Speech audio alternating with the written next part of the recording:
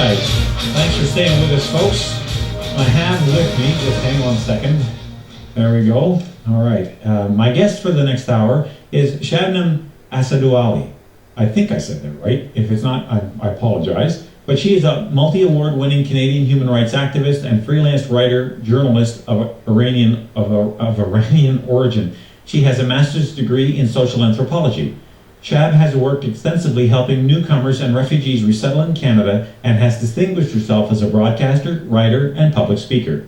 Shabnam's primary and heartfelt interest is to focus on the Iranian community and world events affecting women and minority communities. She is a proud Canadian of Iranian origin who is also a Christian and is married. So that's quite a pedigree you've got there, Shab. Good evening. Thank you so much for giving the time to me to speak about what has been happening in Iran. Yes. And about my journey. Well, you've had quite the journey. I've been doing a little reading on you about that, and that's a good thing, by the way. And you've had quite, well, let's say you've lived a lot of life. Let's put it that way. Let's start by kind of setting the table for the listener so that they can get an appreciation of who they're listening to besides the little blurb that I just read. From what I understand, you've been, well, let's start maybe at the age 16 when you were incarcerated. What happened? What led to that? Well, after Ayatollah Khomeini came in power in Iran, which the world has witnessed Khomeini's cruelty and jihadist, barbaric, and anti-Semitic ideology from the inception of the regime. I was just in high school, and then in high school, the teenager, what they go through and the changes that happens in their lives, I rebelled against the Islamic ideology that Khomeini tried to inject to our curriculum, educational curriculum system. Mm-hmm. Right. So I started rebelling against the ideology and against the religion, which I was born into the Islamic religion.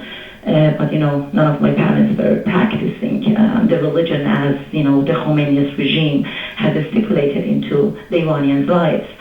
So everything started in school, and therefore I was arrested like many other Iranians.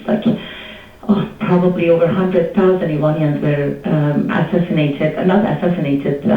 executed shortly after the revolution in the late 70s and then until mid-80s. Wow. So I was one of them, and I was the luckiest one who was not raped, who was not executed. And I just had an 18-month time in Evin prison, one of the most brutal prisons in Iran.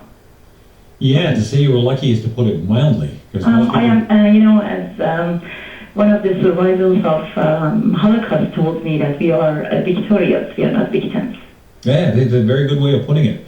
Okay, so let's talk about from the time you were released, how did you end up in Canada? How did that all transpire? Well, after I was released from the prison, they, just the last minutes before they released me, they made everybody who gets released signing a contract that if, we are arrested once again, then, we are subject to execution.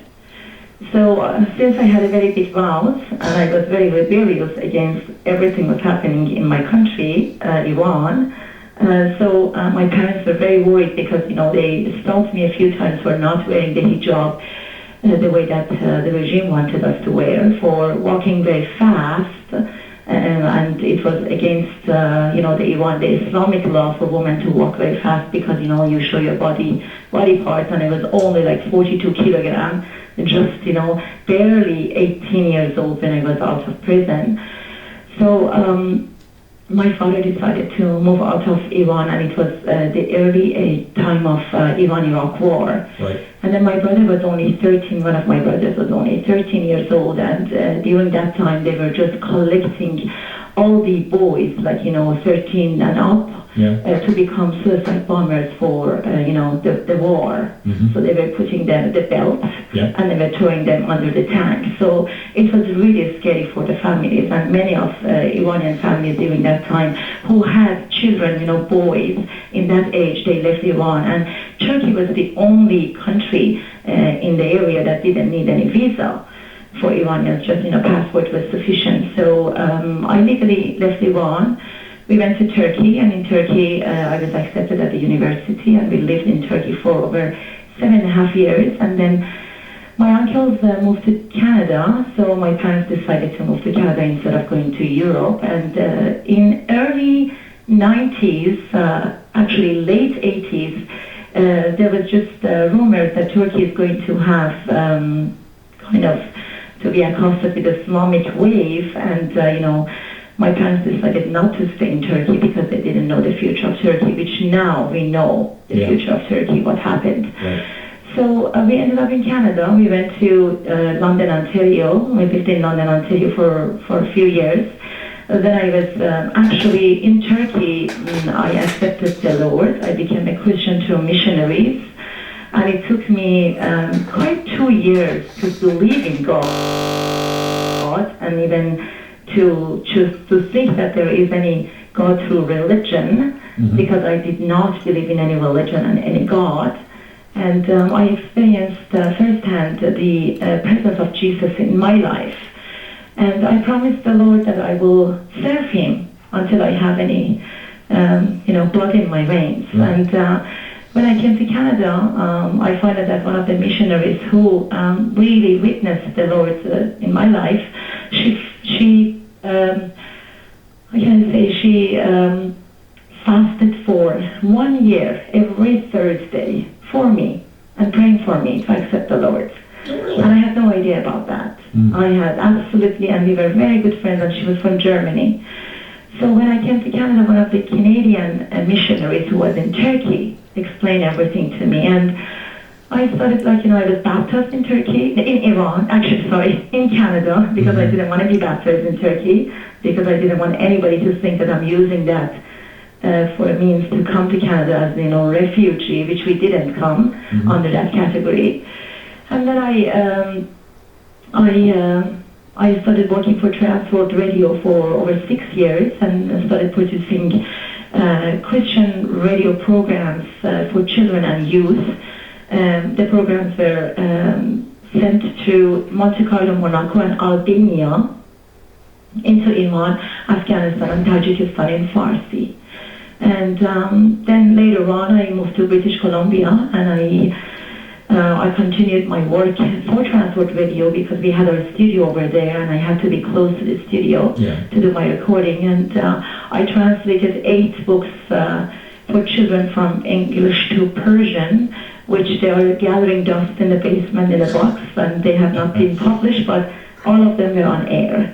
And I believe that Transworld Radio still airs some of those programs into Iran through the Voice of the Bible. Then in British Columbia, after I resigned from, because I had to move to another city, and in Abbotsford, British Columbia, I worked for a community center, and I was the program coordinator for a settlement program, and also I was teaching life skill and English as a second language to newcomers. And then, because my parents lived in Ottawa, in 2002, I moved to Ottawa, and I have been here since. You could call yourself ping pong ball for the amount you. I don't know.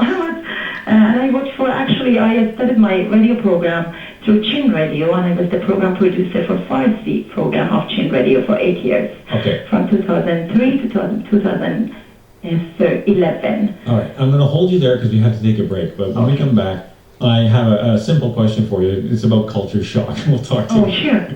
We'll talk to you about that as soon as we get back. 521-8255. Shabnam Assadollahi is my guest, and she's going to be talking about Iran and the embassy and all that stuff straight ahead. We'll be right back with more.